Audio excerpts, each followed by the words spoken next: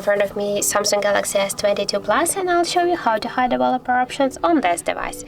So first you should go into the settings application and then scroll all the way down. If the developer options activated on your device, the last section will be with developer options. And now just click here once on this section, tap once on the switcher near the developer options, and as can you see, the most of the options is blocked. So when we'll just go back here, we can see that the developer options section is gone. So that's how it looks, that how to hide developer options on our Samsung Galaxy S22 Plus. So that's it. Thank you for watching, and if you find this video helpful, don't forget to leave a like, comment and to subscribe our channel.